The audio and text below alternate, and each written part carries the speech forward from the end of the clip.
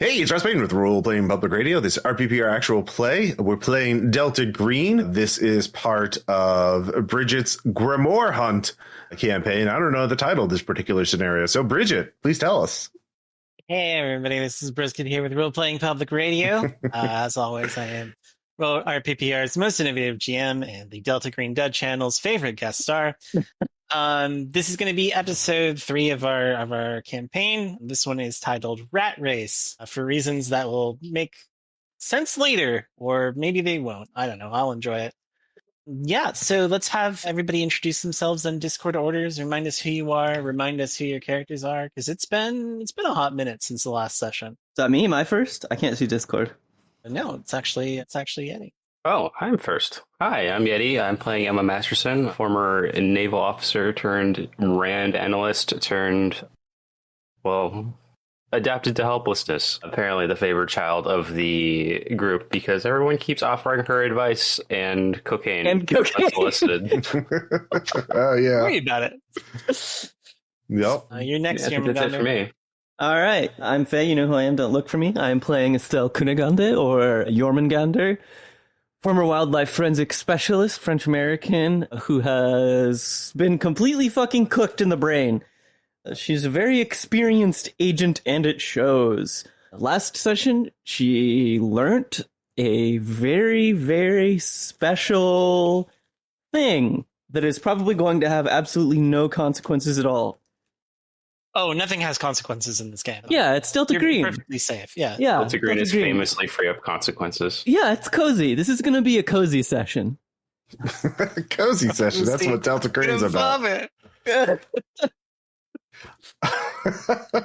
Hey, it's Russ Payton with Role Playing Public Radio. I'm here playing Agent Julian. Real character name is Erik Sørensen, a antiquities expert for Sotheby's, and yeah, totally normal dude who loves antiques and translating grimoires, and just has a little self-medication habit. It's fine, don't worry about it. He's just really curious. Yeah, runny nose, don't worry about it. Maybe slightly long fingernail. No, he's definitely more discreet than that. That shit went out of fashion decades ago. So yeah, it's like very curious to read this new book on healing the sick, but yeah, don't worry about it.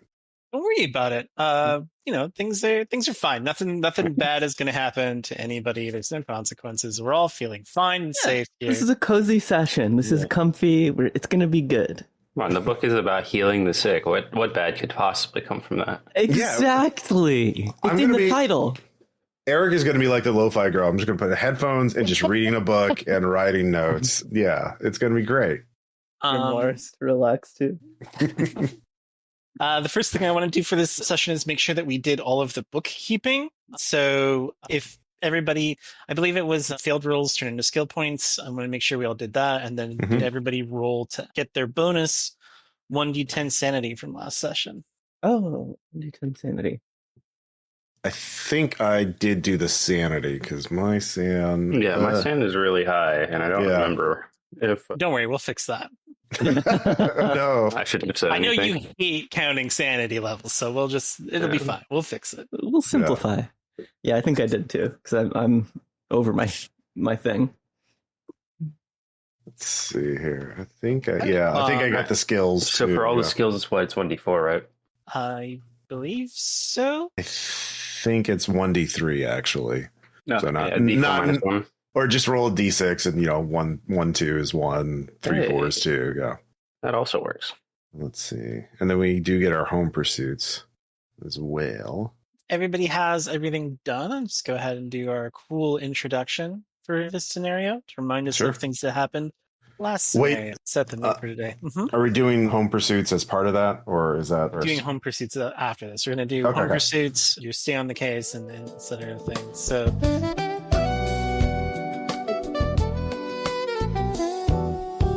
You're listening to KACL Talk Radio Seattle. Let's return now to our exclusive interview with Pastor Jeremy Walsh, Spokane chapter leader of the Christian Crusaders Motorcycle Club Ministry, an alleged witness to supernatural phenomena. And so after you got to the camp, that's Grace and Glory Devotional Camp in Sandpoint, Idaho, for those just joining us, you said it found it entirely deserted. I believe the word he used was desolate, Danny. Right, desolate. Expound on that. It's like the whole camp, or even the whole forest, was devoid of life. Everything was completely silent, dead silent. The sound of my own breathing felt so loud in comparison. And nobody was there. No staff, no counselors, no kids.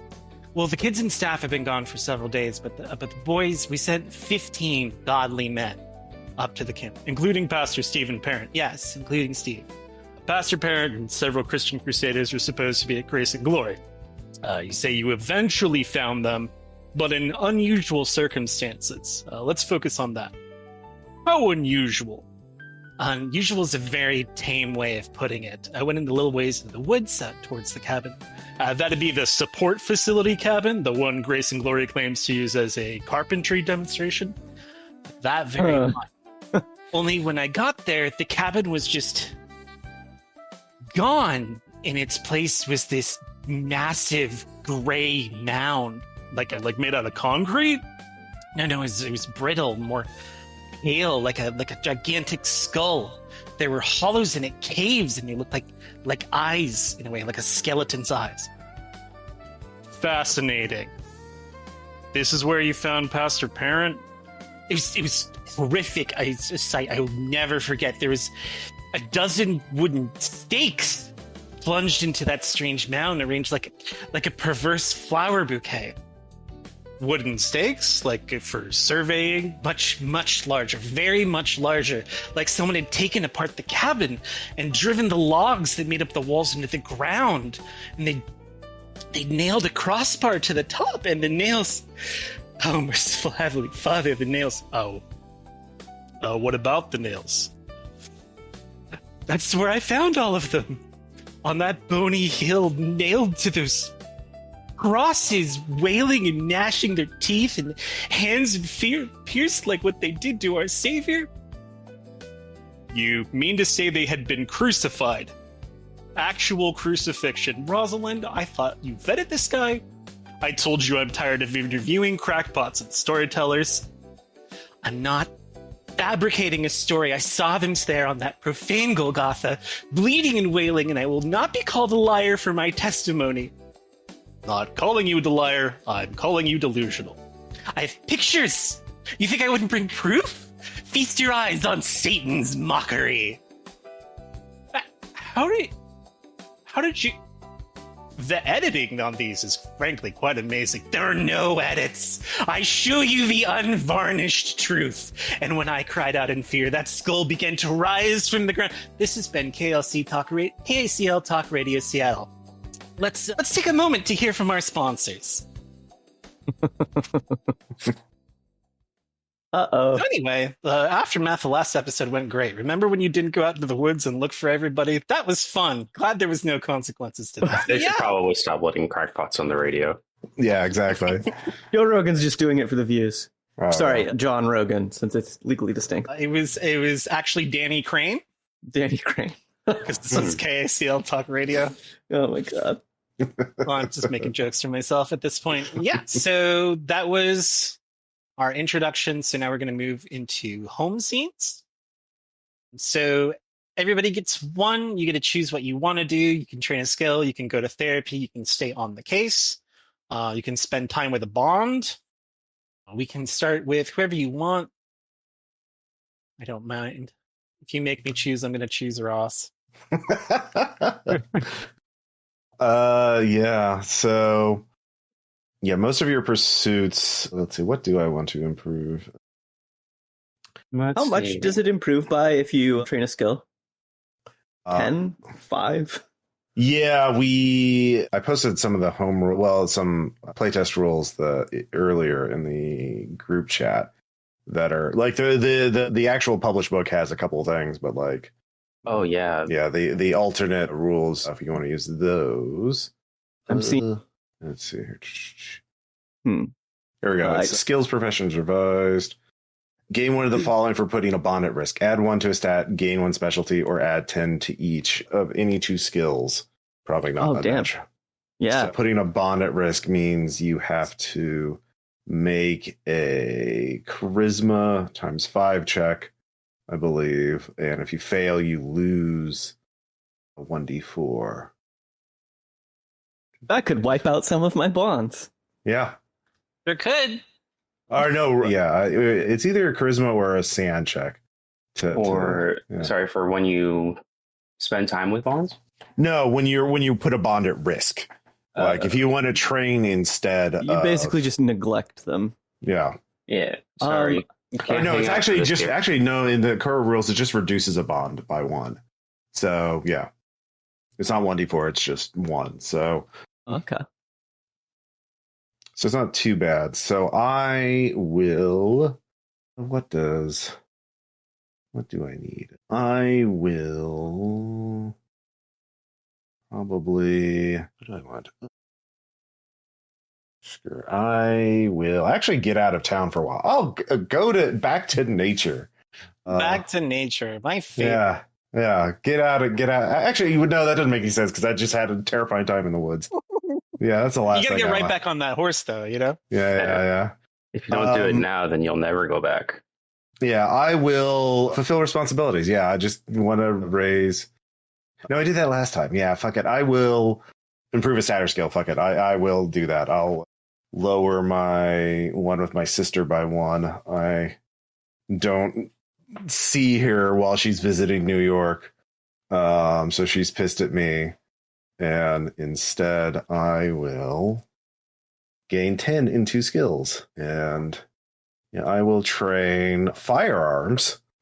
And let's see. We'll train, persuade. That seems useful. Yeah, take some, yeah. Where are we learning persuade at? Probably work talking to other, like, it's an auction house. There's probably a lot of high roller, a lot of, getting guidance from a senior, someone higher up in the organization, in the company, to help me like close deals, negotiation tactics. Yeah. So probably, that's. So I'm learning how to shoot a gun and how to persuade people. So same thing. Yeah, 2 ways of dealing with the same problem. Yeah.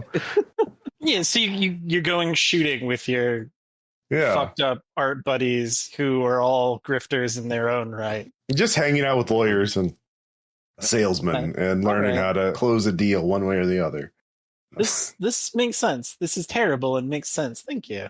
Yeah, somebody should, but I think I'm the only person with a good persuade in the group before that. So are you practicing like on your buddy? Like, are you trying to grift them out of things? Like, is that how you?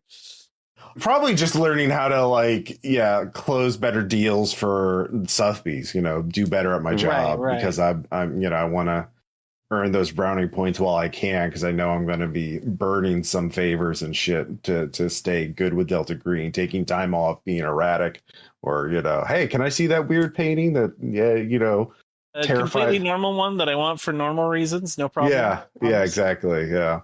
So probably just nose to the grindstone, learning how to close better deals. And yes, I know you're very sad that your family member died, but we should really auction all their possessions right now. Oh my god. Yeah. When it's worth something, they would want this for you. Yeah, you need to cash in while their name's still in the headlines. Yeah. I mean, that's why they got all this stuff, is so that when they passed away, they could pay for your future. Exactly. Yeah. That sounds horrific. Roll to see how well that went. All right. 59. Yeah. Out of 73. Yeah. Okay. So yeah, you hang out with lawyers, but like a particularly scummy kind of lawyers. They don't think of you as a friend.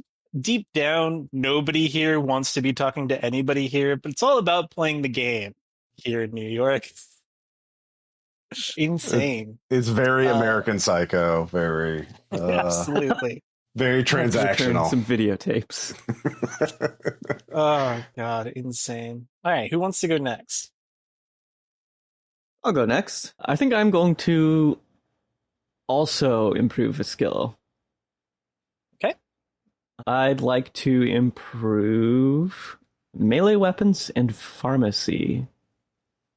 Okay, both useful things. I think that Estelle does this by it's somewhat incidental. There's like, well, I mean, as we all know, there's a national shortage of morticians at the moment.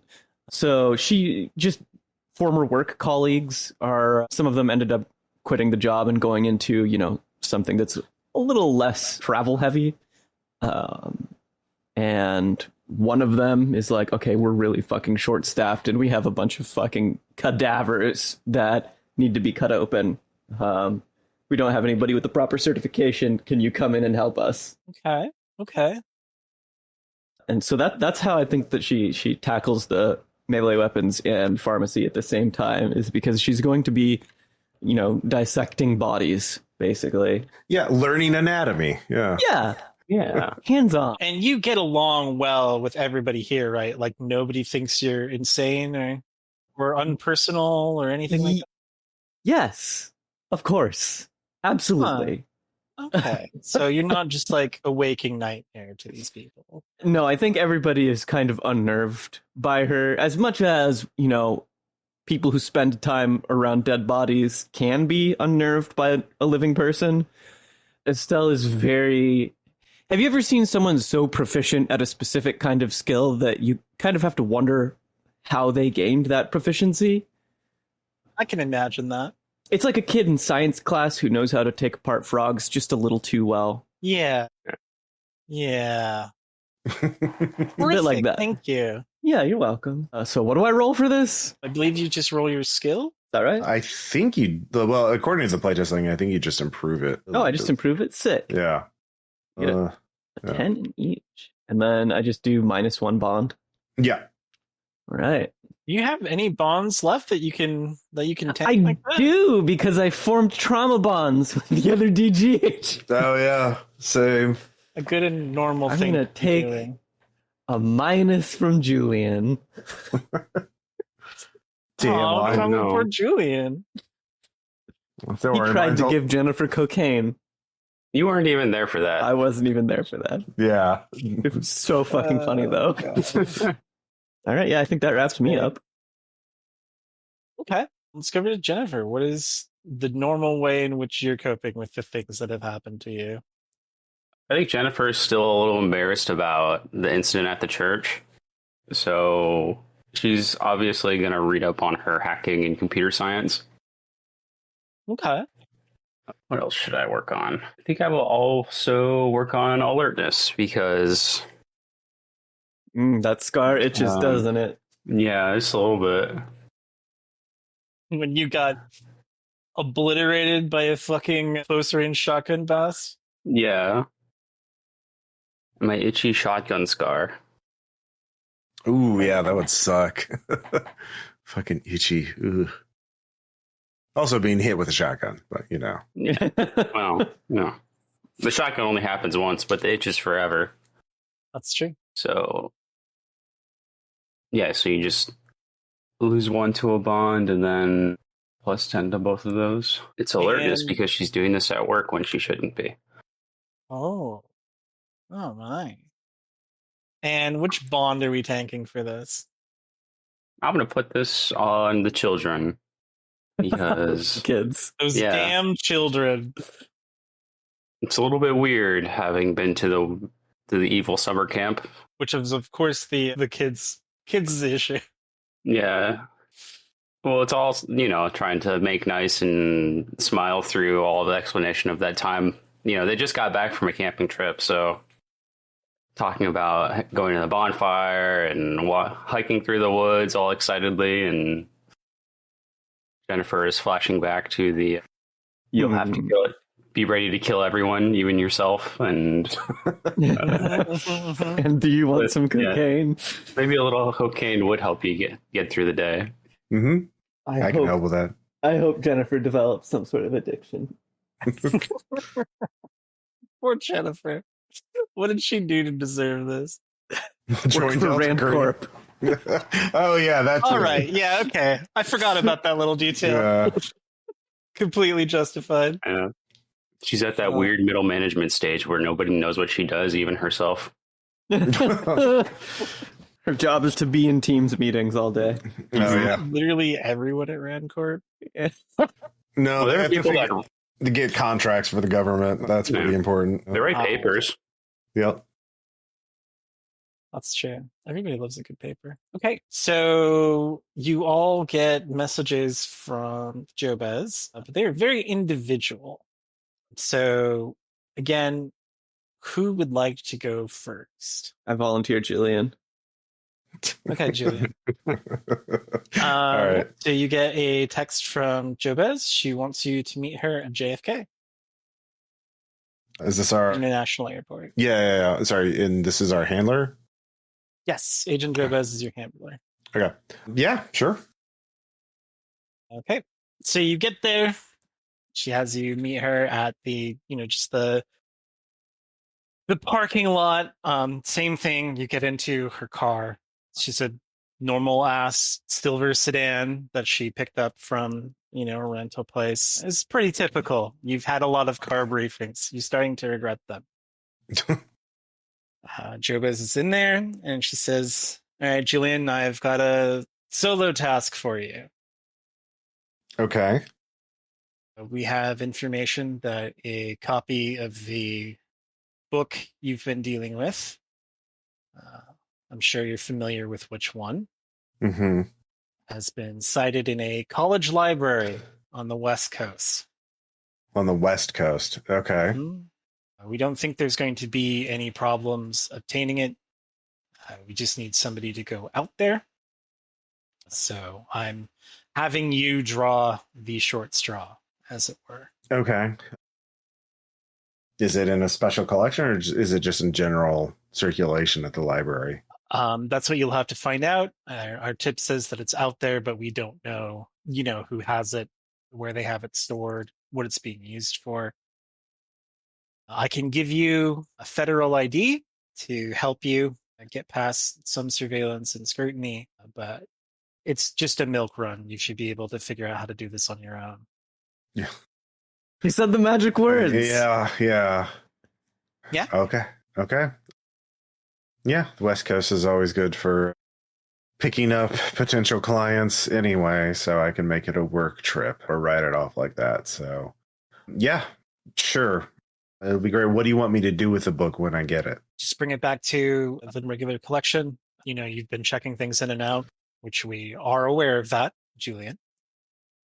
So of a drop location where you can put like bad books that you found where they stop being your problem and someone else takes over it. You have some of the grimoires you've had since then. You have those in your collection. The various things that you picked up from the first mission, the extra copies of On Healing the Sick have been stored there as well. Okay. I will sigh, look a bit resentful, and then get out and start planning my trip. You don't want to take the help that was offered? Oh, you want to offer help? Yeah, so one of the things that Jobez is willing to do for you is provide you with a federal ID. Mm-hmm. Yeah, desire to have my picture on it. You get your choice, too. You get to be from one of two different federal agencies. Do you want to be with the Bureau of Alcohol, Tobacco, and Firearms? Or do you want to be the DEA? Okay, probably... Wow, DEA? Yeah, we'll go with DEA. She also lets you know that there is a friendly in the area, a police officer named Frederick Mario. So if you need to make an arrest or have someone cordon off an area, you do have access to a friendly who will help you do semi-legal things if you need it. Okay. But yeah, otherwise your plane leaves almost right now. Good luck. Great. Here, keep this gun. I'm not going to be able to check a bag. Don't worry, I have others. But I'd like it back when I'm returned. If I have to go to the airport now, if I can't, do I have time to go back, or do I have time to go back and get a go bag? No, you have to go now. Okay. Well, here's a knife too, since I'm not. All right. Yeah. Stop at the gift shop and grab some, a backpack and some other things to use as an overnight bag. And be on my way. And on the flight over, figure out why the fuck would a DEA agent want a book? A library. Yeah. Do you want to look at your ticketing information? Yeah, sure. Okay, so you are on a nonstop to Seattle. Okay. And then you are headed to a airport that is tagged PUW. It's the Pullman Moscow Airport. Never heard of Pullman or Moscow. Is that Eastern Washington? That is Eastern Washington. Okay. Great. I will, be researching that at the university while on my flight. I pay for the Wi-Fi, baby. I got the big bucks. And come up with some sort of, try and think of some sort of cover story to explain why I would need that book. And probably, of course, the simplest explanation is it's part of a ongoing case. I can't talk about it. So I'll probably stick with that. And look into this university library, who works there, what they kind of cover, and Okay, I'll make it an information roll. All right.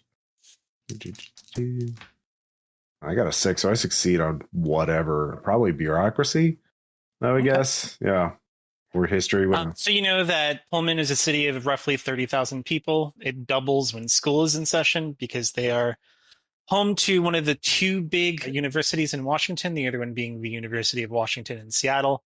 And this is the Washington State University, go Cougs. It's primarily based with agricultural sciences. They have programs in very many areas, but this is like extremely large programs in like veterinary services, crop growing, and that kind of thing. So I don't want to say it's like the educated hick school, but like I'm winking as I say that. Okay. Yeah. There's only the one library. The thing that pops out to you immediately is a thing known as MASC, which is the manuscripts and like special texts cataloging area. If they have a weird book from however much back in the day, that's probably where they would keep it. But you notice that there's very little like libraries and references on things like of sciences, like astronomy and that kind of thing. But there are very many cultural and then like veterinary sciences, land sciences, geology, that kind of thing. So a little bit strange that they'd have a copy of On Healing the Sick. You can't imagine how it would get there or who would need it. But at the very least, that means that maybe you have a convenient pretext to say, this doesn't belong here. Yeah. Who knows? Okay. I think I have if they press me, I think I have an angle I think I could work. But my ideally I just, hey, can I look at this book? And then just walk out with it. It's a library. They're not high security institutions usually. So And if anyone asks questions, I have a badge. I will contact, Frederick Mario? The police officer? Yeah, I will contact him first to let him know I am in the area. And I don't need him now, but if I need you, I'll let you know as soon as I'm operating the area. Just be on standby. Okay. So, yeah. So let's go over to one of the girls. Who wants to go next for your chore from Jobaz? I can go next. Okay. So you get a text message from Jobaz. She wants you to meet her in vaguely-ish downtown New York. There is a parking garage on 56th in Manhattan. That's a bit of an ask. What's the timetable on that? Soon. You have a couple hours to be there. Okay. Yeah, I guess I have to make some excuses and drop everything and head over. As one does. It's very important that you make yourself available to Delta Green, after all. Okay. So, again, she's got a gray sedan, not the one you saw last time. You just sidle in next to her in the parking lot. And she says, Jennifer, it's good to see you, I guess. How have you been finding your teammates, let's say? Concerning? but I'm starting to get the idea that that just kind of comes with the territory. They're effective, if a bit strange, let's say. I have a sensitive assignment that I need you to take care of for me. She hands you a bag. It's a pretty trendy purse, fairly large, but that's kind of the standard for these days. You can put all kinds of things in it. And she hands you a piece of paper with an address on it. It is 56 Leonard Street, Manhattan, Suite 54. She tells you there are a number of devices in the bag. There are 2 locations that she needs you to install the devices. When you're finished with the first location, you can text her and she will give you the address for the second one. Okay. Is there anything significant about the location or just convenient? They are locations of interest that we want to be monitoring. Okay. So is there anyone I'm meeting to drop these off, or am I putting these in place myself? You're installing them yourself. All right, then. Yeah, I guess I'll look in the bag and see what's in there. So there are a number of devices. You see multiples of specific things. So it looks like there are 4 audio devices, 4 cameras, 2 composite devices that are probably for getting the information from the other devices, and 2 things that look like they slot into a USB slot on perhaps a laptop or maybe a PC. If you've ever seen an ATM scam where you have a thing that just fits over the reader and it looks like the reader, it's one of those things. Oh. And lastly, there are 2 flat, 4-centimeter thick, perfectly circular marble coins. The middle of the coin on both sides is slightly depressed with an embossed pattern that looks a bit like a fingerprint. Okay. Are there any instructions for where these need to go, or is it just... Nope. Use your best judgment. All right, then. Well, I guess I'd better get moving. I guess you'd better. All right, yeah. I guess I'll hail a cab to somewhere within a block of the location and then go and take a look. Is there a time limit on when how long until these need to be installed? As soon as you can. But there's no specific time limit. She'd like them done today. Okay. Because this will be your best chance to do it for a while.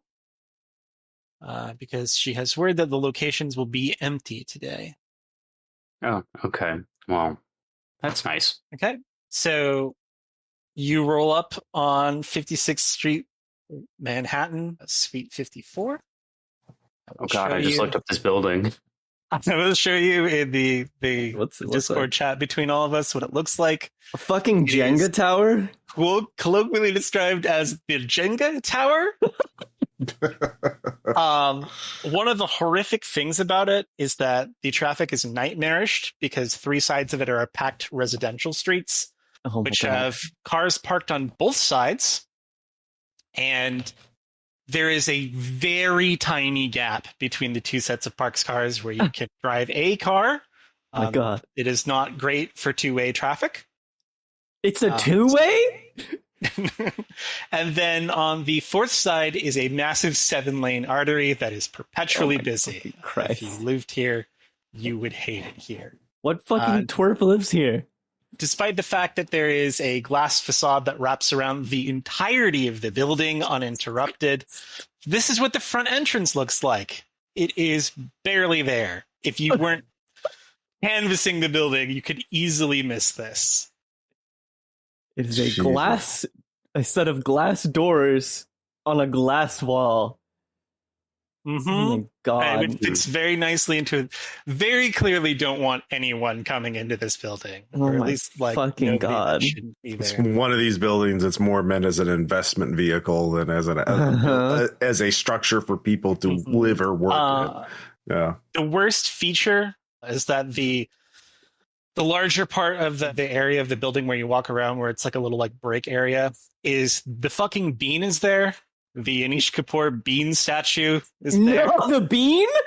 The New York bean is outside this building. You have to walk past it. It's fucking miserable. People have stuck gum onto it. And when you enter into the entrance, this is what you see. There are 14-foot tall ceilings, and the What is lobby this? is wreathed in gleaming black granite. What is this? This is How do you so notice that? evil. You notice What that the hell is opposing desk? That's the front desk. Fucking Neo's about to fucking shoot this place up. Like, Jesus. It's So you evil. need to go to Suite 54. Just out in the open in the middle of New York, this Mhm. obvious cult headquarters. I forgot to mention, but Jobas did give you 2 keys, like what looks like 2 house keys.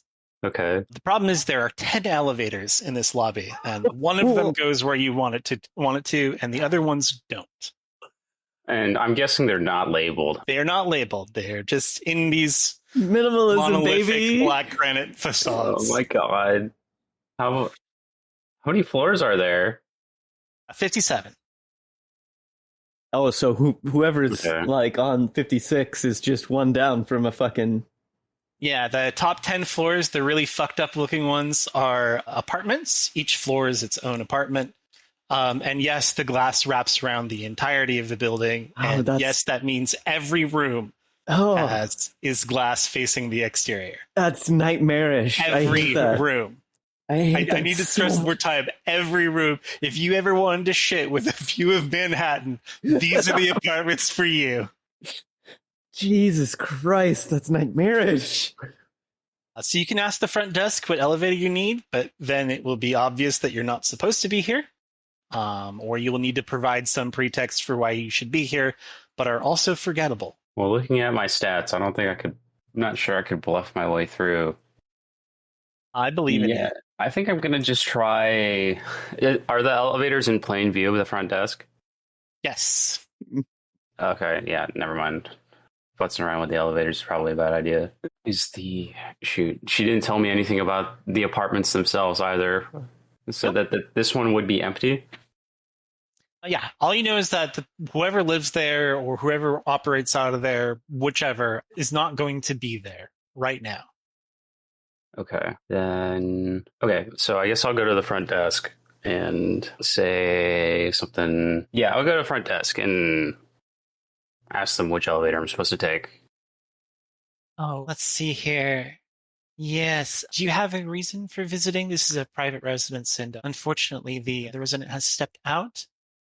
I just need confirmation that you were supposed to be here. I'm so sorry. This is just a formality.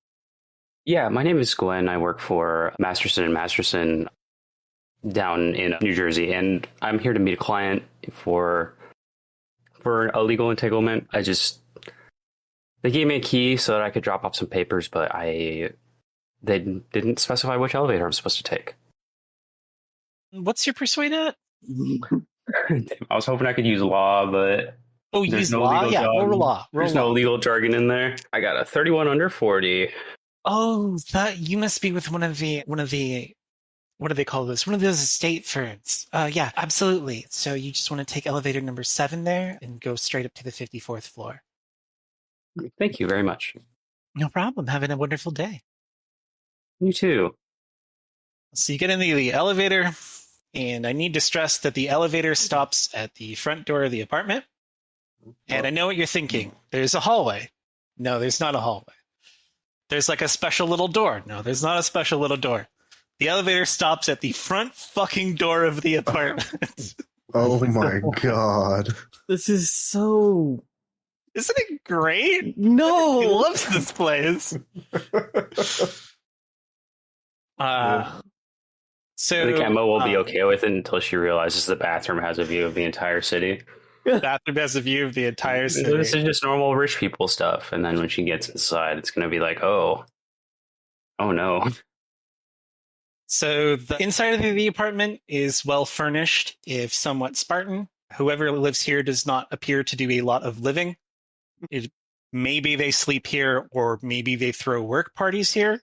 But as far as like being a place where someone spends their time, this doesn't seem like it. Despite the white oak floors and custom amenities, the apartment has been decorated in an Art Deco style and features pieces by Edward Brandt and Emile Jacques Ruhlmann. And again- God damn it. What? You figure it out? Yeah, I kind of suspected. Yeah. Oh, give me some details about where you live. Yeah. I had Ross describe how his apartment would be upholstered in Manhattan, and these are me. So I found the most obnoxious building that he could possibly be in. So yeah, unbeknownst to you, you are bugging Julian's house. So I probably have a framed family photo up on the wall, like with my. The first thought as Jennifer's walking through is probably like some psycho probably lives here. He's a picture of Julian. Oh. It's fine. Don't worry. I would definitely have my master's degree up on the wall too. Yep. So yeah, I don't know if your character would notice that or not. Yeah. I mean, I could roll for it. Yeah. I did just improve my alertness. There you go. Yeah. Let's see if you managed to notice. Your secret is safe. I rolled a 99. Oh my god. Oh yeah, you have no idea who lives there. It could be anybody, but you know that whoever they are, you hate them and hope you never have to see them in real life. Yeah. And that's coming from somebody who works for the RAND Corporation. Oh my god. Yeah, so I don't need you to roll to see how well you set up the devices or anything like that. We'll just have you, if it becomes necessary, we'll have you roll against Julian. All right. So with my SIGINT of 60. I'm sure it will be fine. I think that you know where things go. Yeah. The question is, what do you do with the marble coin? Shit, nobody explained anything about the marble coin. I'm going to assume that the marble coin is like a bug as well. Probably. I probably have a dish for like loose change and stuff like that. Yeah. So, well, that would be too obvious. It's like, you described this as like 4 centimeters wide, right? About 4 centimeters. Yeah, that's kind of big. I could also have like a literal thing of like old coins. I could be into coin collecting too. Just leave it in there. I'm going to look for that, and then instead of putting it like inside of it, I'm going to like kind of slip it behind whatever, if it's against the wall, so maybe it just fell off. Okay, makes sense. Yeah, so you have all the devices installed. I assume that you text Agent Jobaz and say, I did the thing, can I have the next address? Yes. She gives you an address in Red Hook, New York, just off of Route 9G. Let's go over to JöRMUNGANDR. JöRMUNGANDR, you receive a message from Jobaz reminding you that you have a dental surgery appointment at the Sisters of Providence Hospital at midnight. Included is the text, don't forget to show admitting your ID. All right. I don't think I did have a dental surgery appointment. Obviously, at midnight, you're out of your mind. But of course, it is JöRMUNGANDR. She just kind of operates automatically. So she would show up as told. Okay. Where is the appointment? So it's the Sisters of Providence Hospital, which is a local hospital. Mm-hmm. Do you do any research on it before you go? No, she just goes. Showing up to it, it is very obvious that this hospital has been closed for many years, at least 4 or 5. Yep. So it's still fairly modern, but there's no cars here. When you roll up on it, everything is closed off with plastic coverings and tape, like how you seal things off for construction or perhaps rats, that kind of thing, insecticide bombings and things. Right. But looking down all the hallways, some of them have actually been cut open. Looks like they have been deliberately removed some of the plastic drapery to form a passage to some. Okay. Is there a visible, primary thoroughfare? I mean, there is a thoroughfare created from the places where the plastic debris has been cut open. Okay. Because, most everything is sealed off. JöRMUNGANDR will proceed. If there is any hospital map still active, she will attempt to follow it to the dental area. Okay. There's no specific dental area, but there is a surgical unit. Okay. Which coincidentally, the plastic drapery is cut in that direction. Mm-hmm. As you get close to the surgical unit, You notice that there is a little bit of activity. You can see a light ahead of you, Mm-hmm. and the shadows of what looks like two, perhaps, guards. They seem to be standing just outside the surgical theater. All right. Well, I will approach and present ID. Okay. Yes, you see two heavily armed guards. They are wearing face-obscuring material. They're all wearing body armor. They have what looks like some pretty heavy-duty rifles. They do ask to see your ID. They look at your ID, they nod, and they wave you into the room. Okay. What the fuck's going on in the room? So you enter a surgical theater. There's an operating table with a raised headdress. There are two personnel in scrubs on either side of it. A man in plain clothes sits at a table opposite the surgical table. There's an armed guard standing behind him. There are cameras set up at different angles all around the room, aimed at both the operating table and the plainclothes man. And there is an additional table with audio recording equipment. As soon as you enter the room, a tall, striking woman in a pressed business suit enters from a side room. She has a pleasant demeanor. She says, "Good evening, Agent JULIAN. Could you please lie on the table?" I think there's a moment of processing, just a slow blink before she heads over to the table and lays down. Once you're on the table, the personnel and the scrubs begin restraining you. They tie down your legs, tie down your upper thighs. They leave one hand free, but they tie down the other one. They have a strap across your chest. So you're pretty secure on the table. Okay. Did they pat me down or anything, or take my fucking knife? Okay. All right. We're gonna see where this is going. The businesswoman goes over to the recording equipment, turns it on. I think I know where this is going. Speaking very clearly, as though for the recording and not the people in the room. Mm-hmm. She says, project finalization, trial 41.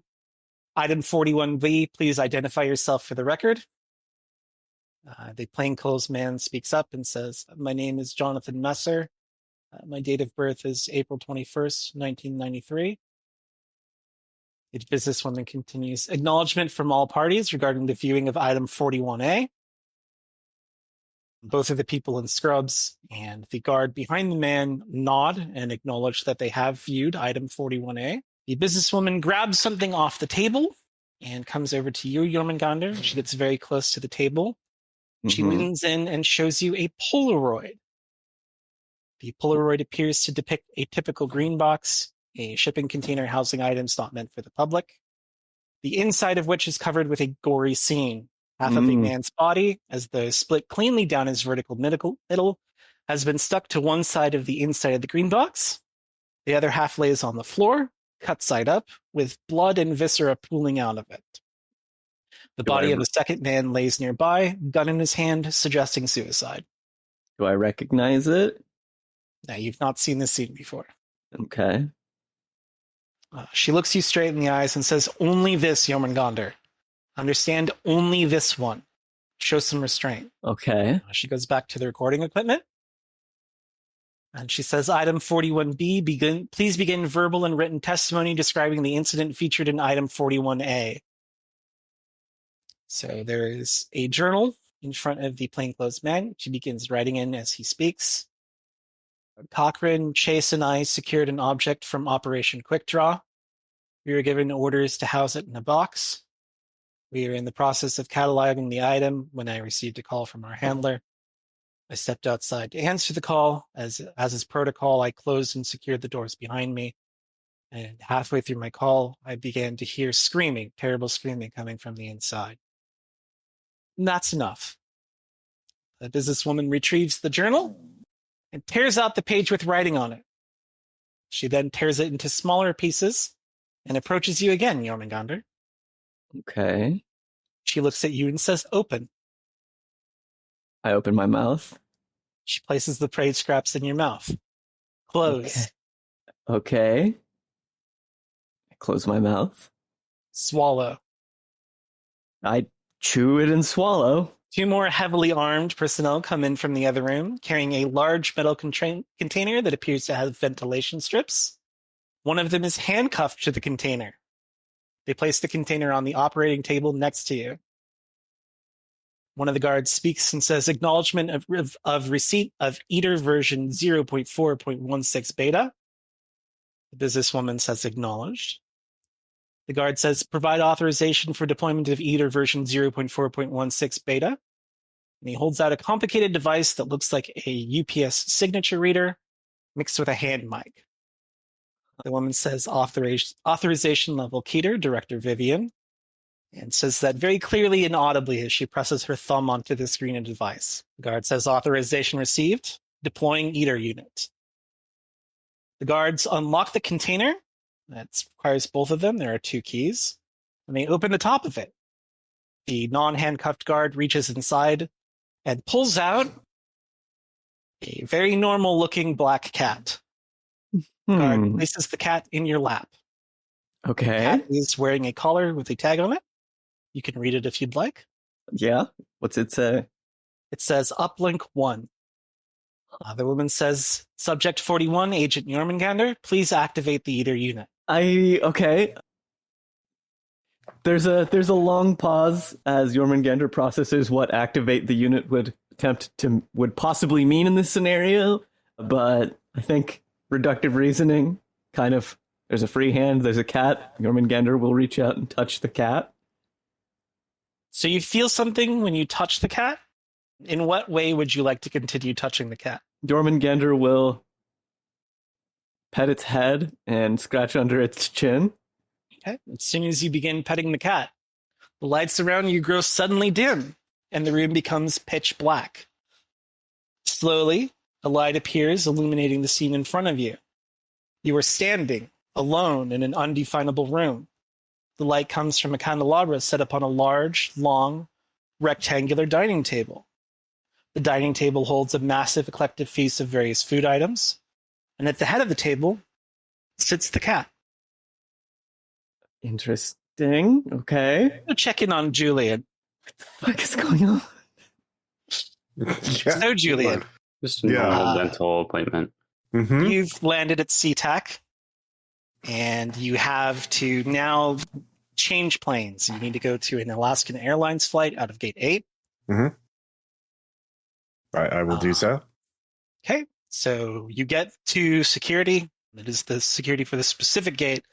You're kind of out of the way of almost everywhere else. Alaska Airlines does feature a lot of locations on the Pacific Northwest, but like that doesn't necessarily mean it has a busy day. Like I said, it will go to places like Alaska, some places in Oregon. There's a flight out to Walla Walla if you really wanted to. And also, of course, the Pullman Moscow Airport. You're the only one waiting in line, so the TSA check is quick at first. Several personnel approach you and ask to go into a side room for further examination. All right, I'm going to study them for a moment and see, like, basically, like, are they bored? Was I pulled for a random check, or they are like, you know, they know something's up. Well, I failed that with an 83, so it's fine. It could be a random check. You have no idea. Yeah. Okay. So they pull you into a side room. There is a very officious man in what looks like a suit. Just a simple black suit. And he sits down with you at a shitty little table that's in this tiny room. And he wants to know who you are and why you're on this flight. I say nothing. I just look at him. Sir, I'm going to need you to participate if you want to continue having a simple day. Who are you? I am Agent John Garcia. I am with the Federal Bureau of Investigation. Am I under arrest? Am I being held? Currently, we're simply asking some questions, but if you would like to be arrested, I can do that. On what charge? Obstructing investigation. What investigation? The investigation I'm currently undertaking. Would you please answer my questions? I'd like to have a lawyer present. We can do that, but you'd miss your flight. Then I miss my flight. I feel like the flight's not really going to be an option anyway. Listen, sir, this is a very simple thing. I just need to know who you are and why you want to be on that plane. Look, I would really like some context before I can answer those questions. I am a very private individual. Roll persuasion. All right. Hey, I make that 41. Whether or not you're aware of it, this flight has traffic to a sensitive area at the moment. And so I want to make sure that there are no bad actors attempting to board it. So just tell me who you are and why you're going to be there. And if it checks out, then I'll leave you alone and you can get back on your way. Okay, I'll take out my DEA badge and show it to him. Sorry, I wasn't aware I was dealing with a fellow servant of the public. What does a DEA agent need in Pullman? There's a lead on an investigation I am pursuing. All right, I'm certain that you won't be able to tell me about it. So just a moment here, and I will confirm your credentials. So he takes your ID from you, checks it up and down to see whether or not it's a fake, and then, seemingly satisfied, he hands it back to you. He says, "I apologize, sir, for holding you up. You may please return to the boarding area." Thank you. What was that? What was your name again? John Garcia, Officer John Garcia. So yeah, Okay. So TSA lets you out. You go to the boarding area again for Alaska Airlines.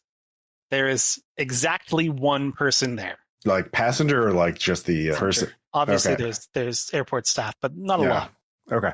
There's a very bored looking woman behind the boarding counter. Okay. Is that so? Yeah. There's the person behind the counter, and then there's another. What does the other passenger look like? He's in a very neat suit, but it's a very like trendy suit, one you'd wear to a party or something. Because there's no tie or anything. It's very fashionably tailored. There's not a loud, but a very eye-catching shirt underneath. He looks like a Arab American man, probably young, but like he looks like a professional of some kind. You'd probably see a guy like him at tons of parties in New York, in your weird little world that you're in. Yeah. Okay. I will sit across from him, and there's probably not a lot of space here for us to wait. This is like probably It's a couple rows of seating, like the double-sided like chairs on each side, kind of. Yeah. Okay. I'll sit behind him if I can. Okay. He looks like he's chilling. All right. This does not appear to bother him. Another day, as it were. All right. Do you do anything before they call for boarding? Yeah, I'll if I can surreptitiously take a photo of him, and then just keep researching actually, I'm not going to be researching anything. I'm just going to be scrolling the news idly. Yeah, I'm a little paranoid now, so I'm just going to be watching people. You want to take a photo of him? Yeah, if I can, just sort of. Do you have any kind of sleight of hand skill? You got stuff? Absolutely not. It's just holding my phone up and just switching to camera mode and clicking a photo while it looks like I'm scrolling Twitter or something. Yeah. Okay. We'll sail for that. I think it'll be fun. Okay. Roll for that. Mm-hmm. All right. Let's see here. Hope I didn't drop my dice. Yeah, that's a failure. At least I get one, and I get to upgrade my stealth skill after this. Notices what you're doing. Notices where you're going. And has a picture-perfect smile by the time he hears the click. Oh, no, my camera's in silent mode. I would never have something gauche like... You thought the camera was in silent mode. Oh, okay. Goddamn technology. Goddamn freaking, yeah. All right, well, I switch it on to silent mode now. Yeah. He doesn't seem bothered by your actions. Okay. Okay. All right. And then just go back to watching people while pretending to look at my phone. Yeah. Eventually they call for boarding. You notice that you and the other man are the only people getting on the plane. So It is very quick to load. Was he already there when I got there, or did he show up after? He was there when you got there. Okay. Interesting. All right. You notice that on this passenger jet, there is a nice first class portion of the cabin with 5 very relaxing looking seats. And your ticket is, of course, for economy, way in the back. I'll ask for the stewardess if I can change seats. She looks at you, and then she asks the other gentleman. She says, "I'm sorry, Mr. Alziz, is it okay if this gentleman here takes one of the first class seats?" You're fucked. And he says, of course. I'd be all lonely up here with just us. Of course, this gentleman can sit with us. I only have 10 on the natural. I probably haven't heard that name before. I'm sure I'm fine. Yeah. Okay. I'll take him up. Go up for first class. Yeah, so you're sitting in first class. It's very nice. I mean, there's just the two of you. This is a pretty perfunctory flight. Mm-hmm. And a little bit into the flight, the man begins talking to you. He says, yeah, I actually had all of first class booked out, but all the rest of my band is already on site, so I don't have to worry about them, so. Oh, you're a musician. Yeah, I'm a musician. I have a band that plays out in New York. I don't know if you've heard of it. It's called Carnal Dreams. I probably have. Well, if they're popular, I would have heard of them. They play primarily out of a specific nightclub. They're like the nightclub's band, but that's the place you go to party. So you've definitely picked up cocaine there before. Oh, okay, yeah. I've been to Club Apocalypse a couple times. So yeah. Yeah, it's great, isn't it? I don't know if you know this. I'm actually the proprietor of Club Apocalypse. It's kind of my baby. Oh, what are you doing all the way out here for a gig? I thought you were you were in the house band. I mean, so it must keep you very busy. Yeah, well, the times are always changing, and there's very important things happening all over the world. Things that might be small that end up being quite a big deal later on in your life. I have a friend, the governor of Washington. Not personally, no. Well. So, have you ever heard of the Apple Cup? Probably not. It's a local thing. It's where Washington plays itself, UW versus WSU, Huskies versus Cougars. So they have this football match, as it is, and this is actually the first year that it's just an exhibition game. It used to be a conference game. I'm sorry, I'm boring you with the details. Yeah. But the governor asked our team to come play at halftime, and so I was very happy to do that. I think this is going to be a historic event, what with it being an election year. Yeah, your band is is a great. Don't get me wrong, very great music, but not what I would associate with a college football halftime show. Well, like I said, I'm doing it as a favor to the friend, and I'm really just there to soak up the atmosphere. Meet the people, see what things are like. Yeah, that. When I try to describe Carnal Dreams to friends, I describe it as something analogous to 9 Inch Nails. Again, have you changed the lyrics any? I think a lot of those parents are going to be a bit shocked at your music. Well, that's fine. I don't mind being a little shocking. I mean, you've seen the decor and perhaps clientele of my club. Yeah, it's just not a match I would have thought of on my own, but I guess truth is stranger than fiction. That's true. Are you out on business? Pleasure, meeting family? Yeah, meeting family. Yeah. Oh, meeting family. Yeah. That's something important. All of us have to check in with our loved ones as our lives progress and become shorter and eventually reach their end. That's true. Yeah. Sounds like lyrics from one of your songs. I just want to get away from the hustle and bustle of the city every once in a while. It's good to get away from it all. Yeah. Well, like I said, I know quite a few people. So if you want to have a good time or you need something, you just look me up. All right. Yeah. No, I hit the club fairly often. I work in. I'll give him one of my cards. Yeah, I work in antiquities. If you ever are looking for, I don't know if you're interested in antiques, but I'm fascinated by antiquities. I just love them. Also, so much history wrapped up in them. Oh yeah, you're telling me. I just got a new Edgar Brandt lamp. Well, not new, but I just picked up I got a really good deal on one of his lamps. It's quite good at my. Yeah, I'll start talking about that. So yeah, if you ever are looking to buy or sell, we can, Sotheby's can take care of you. Yeah, he studies your card before pocketing it. The flight's not super long. It's just Seattle to Pullman, and you're taking a jet. It's like hour and a half, something like that. Obviously, they offer you as much snacks and refreshments as you'd like because they're fully kitted out for a flight, and there's fucking no one here. Yeah, I'll take a couple extra for the road, And then you land in a small airport. It has just the one runway, not a lot of gates. They only just recently added in the fucking jet bridges. It used to just be walk out from the tarmac. On the Oh plane. yeah. It does look like the airport is weirdly busy. As you come in, you see a bunch of other planes on a further side of the airport. You're not really sure what that's about. But as you exit your plane, you can kind of see over there. It looks like a bunch of young kids. It wouldn't be surprising if this is where the players come in. Sorry, college age kids, not college age kids. Okay, yeah. All right. Okay. I will take a so note now of that. you just need a ride into town. Where are you going to look for that? Oh, there's not car rental. Is there a car rental place in town? There is a car rental place here. I will get an Uber to take me there. Okay. You order your Uber and you receive a notification that currently service is not available to where you are. Okay. I will call up Officer Mario. Hey, this is Mario. Hi, what do you do when the apartment is infested? And the apartment is infested. Wouldn't you call an exterminator? You burn it down. I'm your contact. I'm with the organization. Sorry. Yeah, the organization. What can I do for you, sir? I need a ride to the car rental place. I'm at the airport.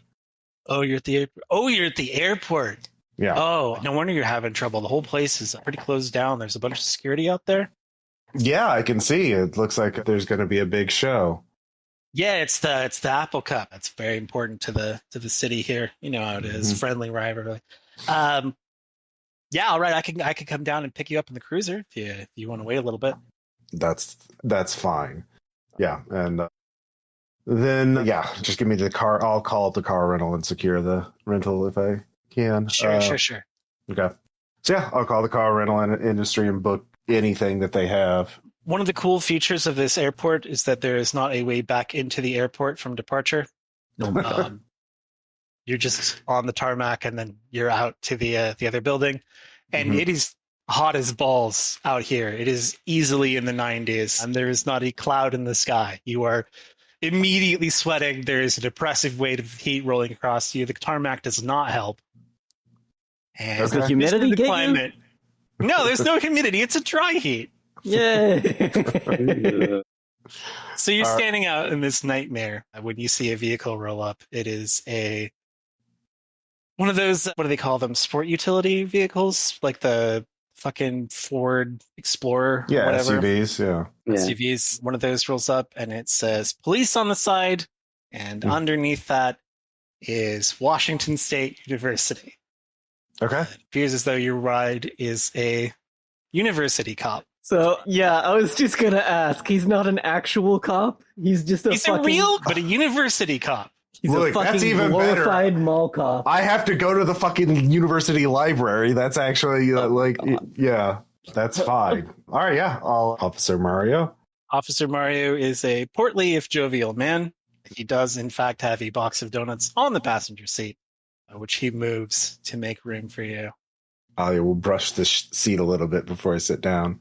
And thank you, officer. Yeah, just take me to the car rental place. I should not be in town long, and I don't think I hopefully won't need your help for anything else, but it will. Yeah. Yeah, I'm not very high up on the food chain, so I'm pretty much free to do anything whenever. So you need a friendly police officer. You just look my way. Okay. Well, maybe you could help me. Give me some lay of the ground. I need to get what do you know about the library at the university?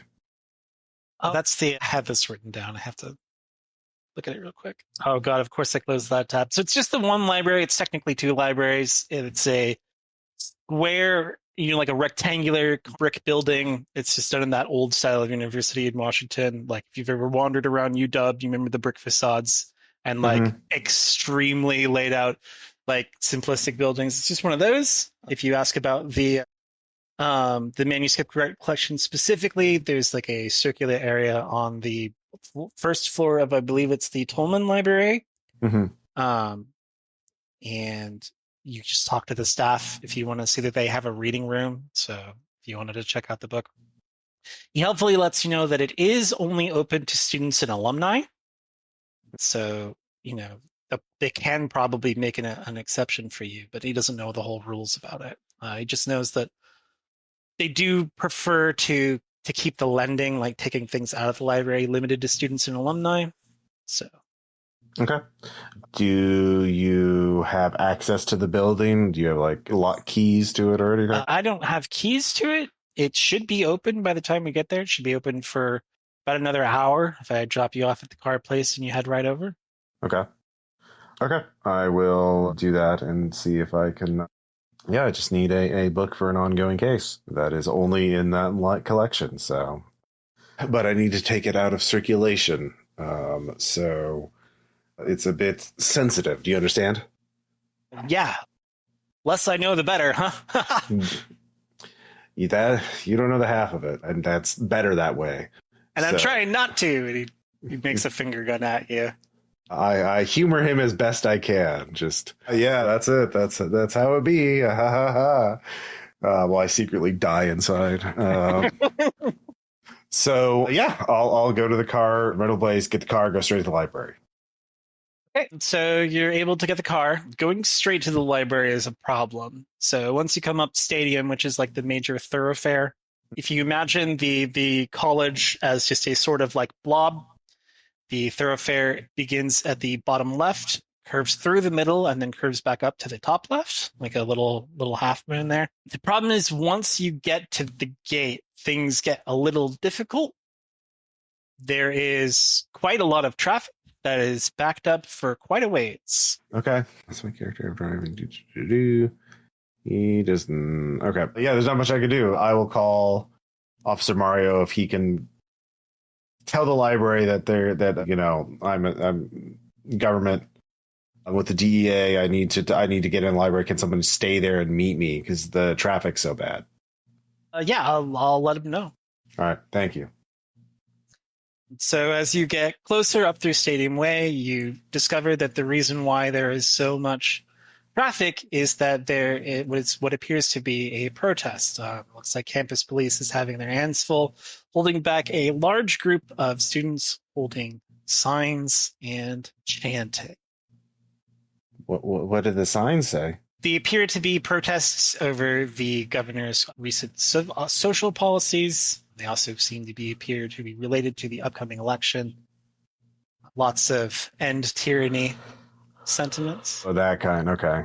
That kind of protest. Okay. Well, cool. I'll just ignore them as the background radiation of an election year and keep on trying to get to the library as fast as I can. Okay.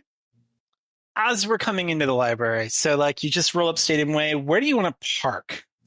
The northern side of Stadium Way is most of the school, and the southern side is most of the support facilities. So like the cattle growing and grazing places, student housing, things like that. Lots of parking. Okay. Where do you want to park? As close to the library as I can. Again, I'll just text the officer, be like, I'm parked here. Make sure my car doesn't get towed or ticketed while I'm here. That would be nice. Thank you. Yeah, he's too smart. Yeah. Get his car towed. I was going to have his car towed. I was going to have his car towed. Are you kidding me? Yeah. So, yeah, I will, text Mario or call Mario, make sure he gets the message and walk straight to the library. Okay. Again, campus is pretty packed.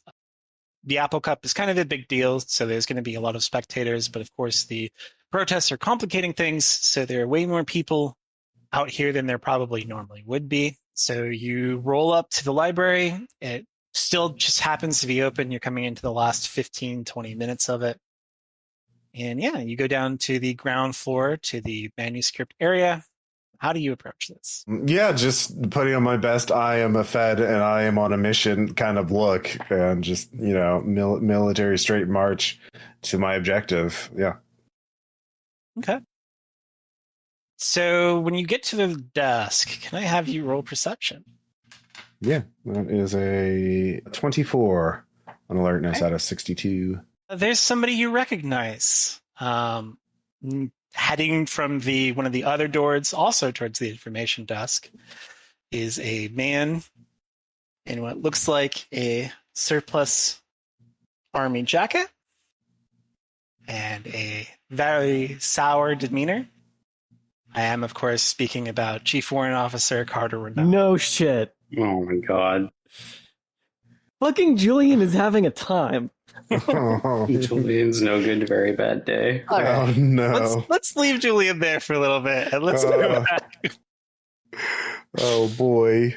So let's go back to Jennifer. So Ooh. Jennifer, you are driving down a winding dead-end road in the middle of tree breaks designed to look like you're off in a private manicured glade. Okay. You're in Red Hook, New York, right off of Route 9G. Coincidentally, you're about, I don't know, maybe 5-6 blocks away from Bard College, which is right to the west of you. All the driveways branching off the road are very long, setting the houses very far back. The plots are quite large, giving you a well-off vibe of people who probably consider themselves, quote, upper middle class. Despite the location and the space on the lots, the houses are beautiful country-style homes. They appear to have escaped the McMansion epidemic, as well as the insane glass house with RFID locks experimental design of the upper class. The wealth in this area appears to be just on the border of where one begins to lose their humanity. Great. More psychos. Get closer to where you're supposed to be. Despite the manicured lawns of every property, the last house on the left is left entirely to seed. There appears to have been an effort at one point in time to make it a garden of indigenous plants, but now the area is completely overgrown, and the plants are flourishing wild and free. Despite the darkening sky, you notice that no lights are on in the house. Can I have you make a perception roll? That is an odd 8. So you notice two things. The first is that the mailbox near the road is stuffed to the brim. There are notices taped and nailed to it, which you imagine are probably warnings and threats from the HOA, because you see them before they're upon you. As you mean to turn off into this driveway, there are a couple of Karens flagging down your vehicle. Okay, well, I guess I'll park and get out. Wade through the Karens. So they assail you immediately with questions and threats. They want to know why you're here. They want to speak with you about the property issue and, quote, whore hirings that the owner of the property apparently engages in. They want to know where you're from. They want to know why you're here. They keep repeating this almost mantra that this is a quiet neighborhood with rules, and they don't enjoy rule breakers. I think so. Yeah, Emma's gonna kind of make a show of noting down their complaints and listening to their. I mean, she's just like kind of noting stuff down about the person that lives here, but kind of trying to get away with some ineffectual. Well, you know, I'll put it up. I'll send it up the chain. They just sent me out here to check out the place and see if I can placate the pack of attack Karens that have made themselves known. You have quite a high skill in law, so I'm not going to make you wait for it. It just wastes a bunch of time as you beat them off, and you're like, oh, of course, I'll let them know. It's in the works, etc., etc. Yeah, so you roll up on the house. It looks completely like quiet. You don't hear any noise of like televisions or conversation or anything like that. All of the lights in the house appear to be off. How do you want to approach this? I'm guessing I walk the perimeter and there's nothing going on inside. It looks completely empty. You don't see movement. You don't see lights. You don't hear anything. Right. Yeah, I'll check to make sure no one's watching me as I go inside. Just so in the front door. Key to the front door. You open it. The inside looks comfortably furnished, but also looks very unlived in. Nothing seems to be disturbed. As you go in through the entrance, on the entrance photo and on a little desk, there are photos of an unrecognizable woman who seems quite happy. Many pictures of her feature herself in small groups of people out in the woods or next to exotic animals in natural settings. Yeah, otherwise the lights are completely off in here, and it is starting to get quite dark. I wish I had Julian's big flashlight. My great asset to the team. Yeah. Well, I don't want to be flipping on a bunch of lights and stuff to see, give myself away if anyone's watching. Sure. But I guess I'll try and navigate via my phone light and then get to work putting in my bugs and recordings. All right. Roll perception. Good thing I trained this. Too bad I didn't train that enough. I failed. 59 over 53. So you're crawling around the house looking for places to set things, move stuff up. You've been in the common room for a little bit looking for things where you can place your bugs and things. When you flash your phone light over a recliner, and sitting in the recliner is a motionless, straight-backed woman. Hello. JöRMUNGANDR, how do you respond to this? I think when the light passes over her, she would look straight at Jennifer. Jennifer, hello. And move to stand up and reach into her jacket. I was unaware you knew where I lived. So was I. She has her fucking butcher's knife out and is staring at you. What brings you here? But there's absolutely no fucking threat on her face. Eyes on the knife, Jennifer. I guess she's gonna just tell the truth. Well, you said it yourself. We should keep an eye on each other, and I'm guessing Jobez had the same idea. JöRMUNGANDR smiles at you and says, I see. You're bugging my home. It would appear so, yes. JöRMUNGANDR puts the knife back, takes a seat again, and just says, continue. I feel like I should... I don't know. I feel like that's unsettling to Jennifer. Or, yeah, Jennifer's just... I don't know. I didn't expect to be performing for an audience. I don't know. It kind of defeats the purpose of bugging. Yeah. If they know you bug them. Yeah, I guess I'll go and do what I was originally going to do, but now I'm looking over my back the entire time because I know JöRMUNGANDR has her big knife. You do notice that, she just sits in the chair, lights still off. It's almost like she's off. It doesn't... This seems normal for JöRMUNGANDR. Let's just continue. Okay. So the only question I have is, what do you do with the coin? I have no idea what the coin is for. So, same thing as with the other coin. Go and slip it behind something innocuous and out of the way, I guess. Okay. I'm not going to give it to JöRMUNGANDR. Well, I assume you're just like sitting there in your big leather pervert chair and watching me, so. It's like there's no... Yeah, it's not... Obviously, you know where it is. I'm not hiding that I'm doing this, but... Okay. Yeah, so you complete your mission. You drop all of your fun little surprises, I guess we'll say. Boy. And then, do you say anything to JöRMUNGANDR before you leave?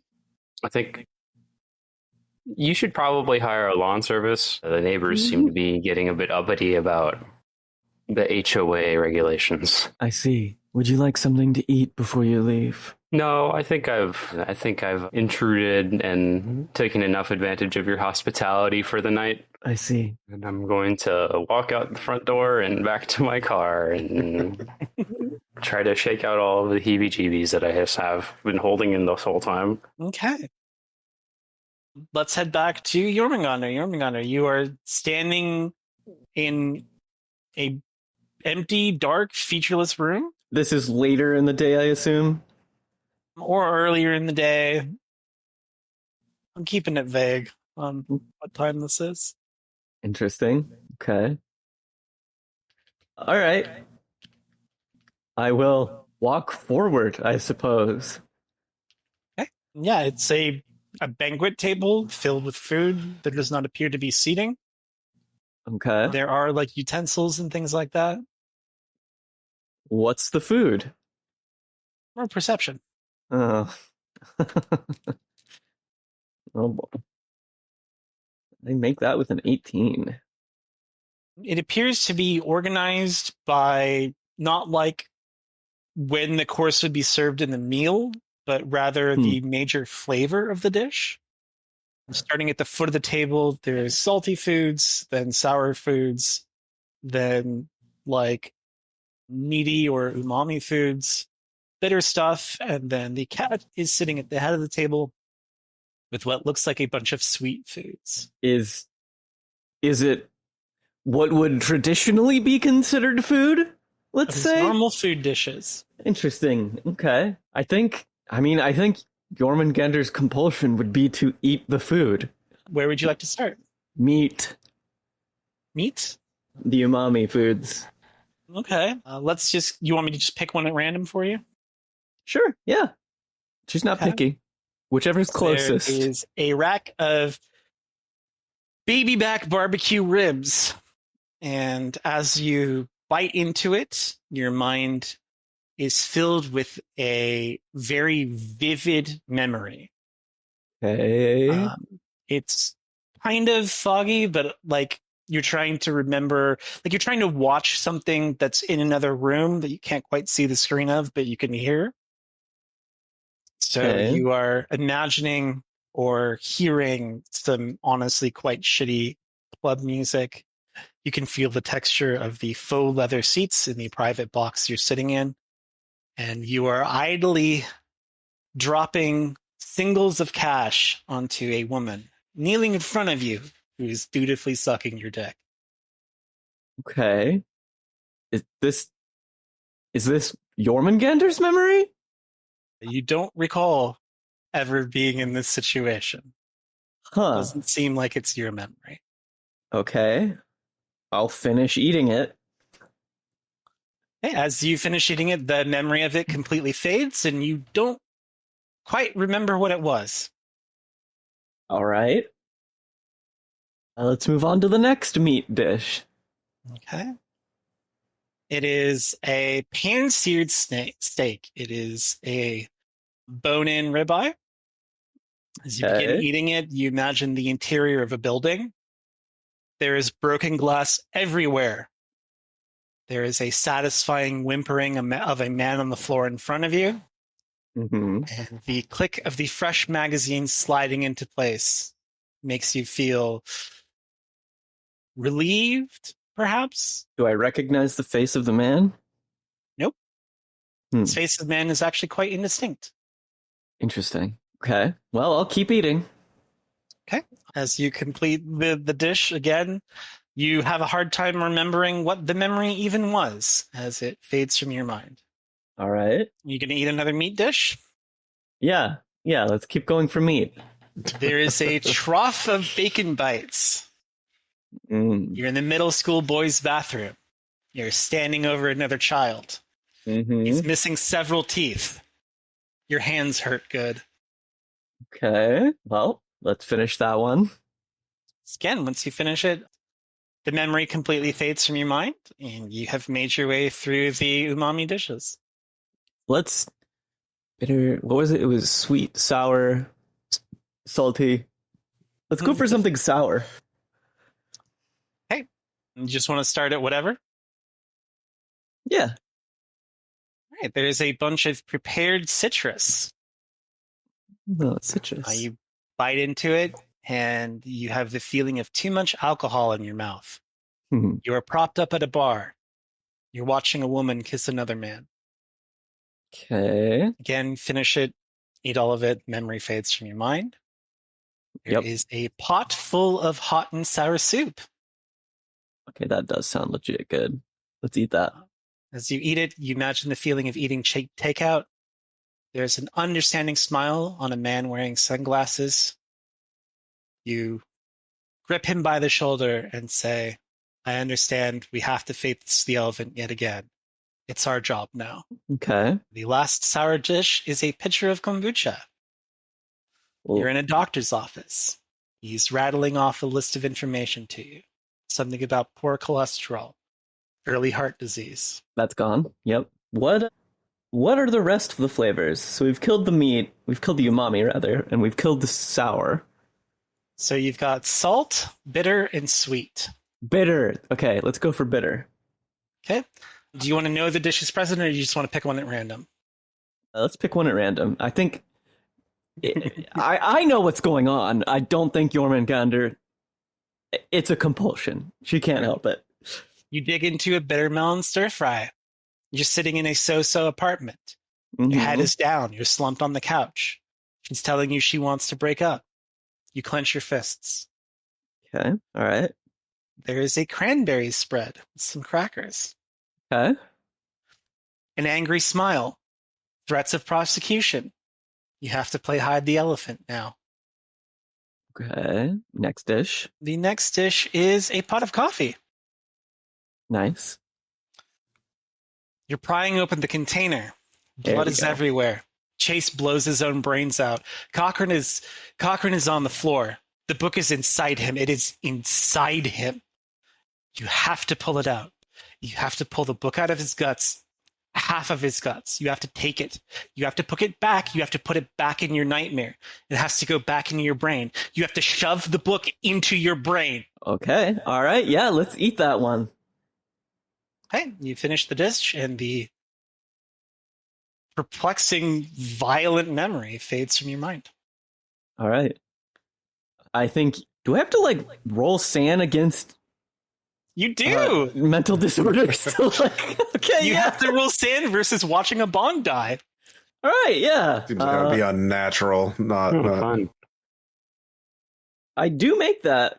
Wait, am I rolling unnatural or against? Well, it's sand? your it's your sand, but unnatural. like yeah. Oh, okay, so yeah. You can't get adapted to a natural. Right. shit. Yeah, I do make that. 43 under 54. I think that's still one.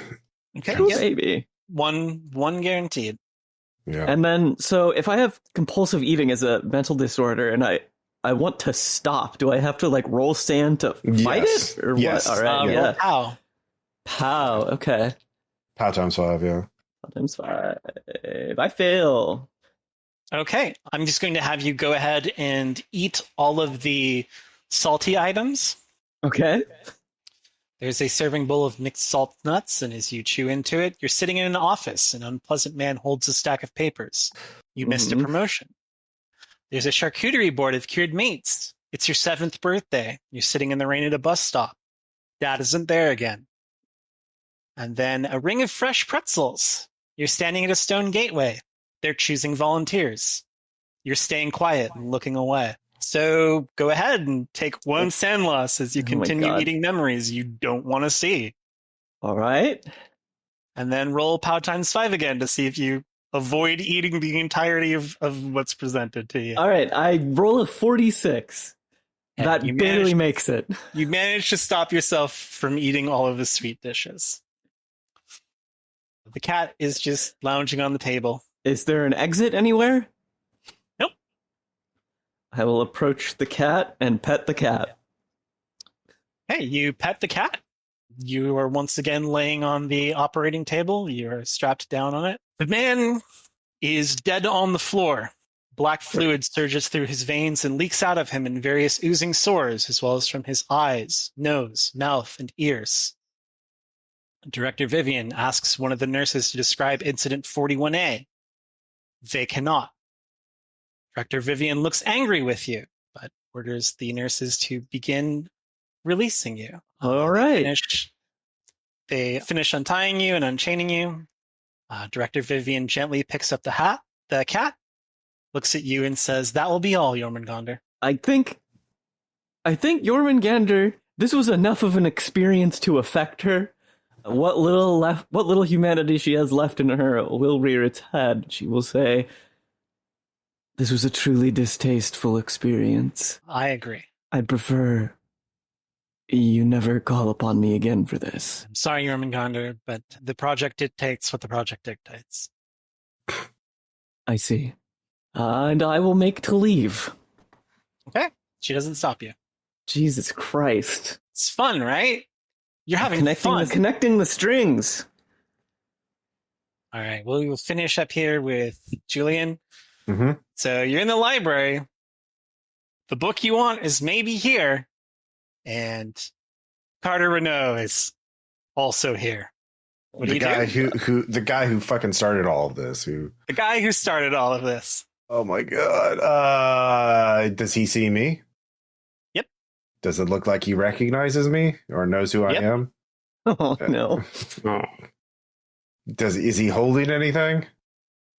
He has his hand in his coat. Okay. Mm. How many other people are in the vicinity? There are quite a few. Okay, It's good. mostly just library staff, but there are Yeah. people. And I don't have a gun. outside are Yeah. a ton of people. Okay. I'm going to just best poker face on and sort of step back and kind of watch him to see what he does. So he's also going up to the reference desk. Yeah. Do you want to try to say your piece first? Or? Yeah, I guess I'd say, yeah, I'll flash a badge that says, I need into your special collections for a particular book. This is part of an investigation. Oh, okay. What are you looking for? This is just the material collections. We have 150,000 different articles. These are mostly minutiae related to historical significance to the university itself, comics and posters and that kind of thing. It's a book called On Healing the Sick. On healing the sick. Sure, I can look it up for you. Mm-hmm. Carter sidles up next to you. I look at him. He looks at you, and he just says, "Agent." Hello, and what might your name be? I think you already know what my name is. I don't know. Your I'm face... just going to tell you the once. Okay? Okay. Stay out of things. Stay out of things. You know I can't do that. It's already progressed too far. Listen, I am only saying this, all right, for your benefit. I have a handle on things. Okay? Well, why don't you come in and talk to us? And we can sort this out. If you have nothing to hide, we can... Why don't you come in from the cold? Because V doesn't want to listen to what I have to say. Well, have you tried talking to her? Have you tried talking to her? Look, I'm new to all this. What if I can guarantee your safety? I'm not worried about guaranteeing my safety. Look, things are getting out of hand, but from where I am, it doesn't look good for you. That's funny, because where I am, things don't look good for you. Do you even know what you're up against? No, and that's sort of what I'm trying to find out.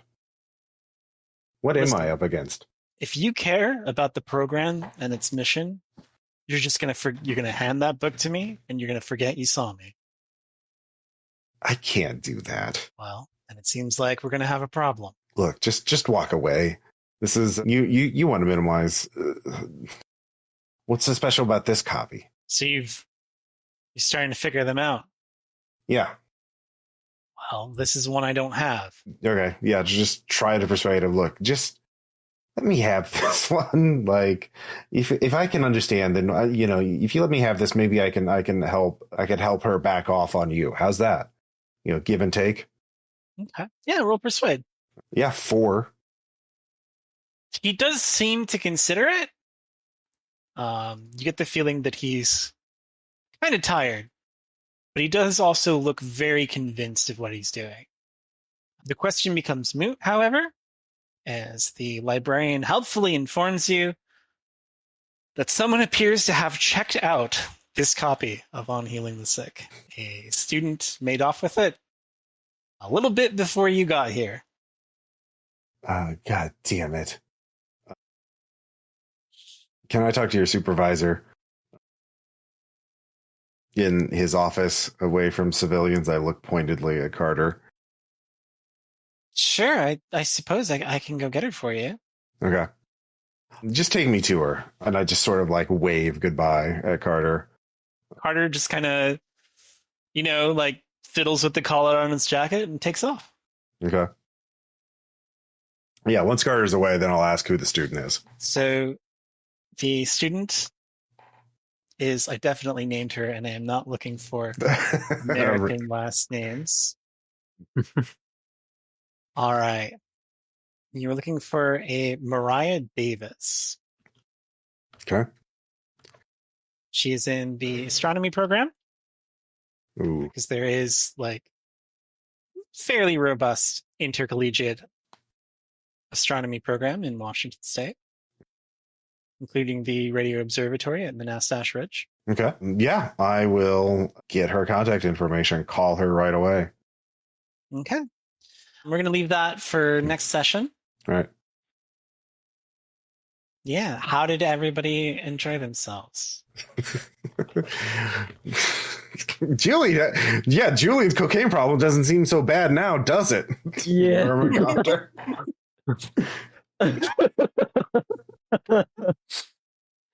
I love seeing how people live when they're not at work. Live. Very normal JöRMUNGANDR things happening today. Yeah. Yeah, All right, you're- so things will definitely become very easy, and your milk run will definitely be successful and has not had any further complications that you will need to call in your team Yeah, for. as soon as you called it a milk run, I was like, yeah. Oh yeah, that There's is the word. 100% curse. Like you're just fucking it over. Yeah. Okay, Thank well, you. thanks for listening, everybody. We will see you next time for part 2 of Rat Race. Again, the title will make itself known very quickly. All right. Thanks for listening. Bye. Bye, everybody. Let's see here. Stop the recording and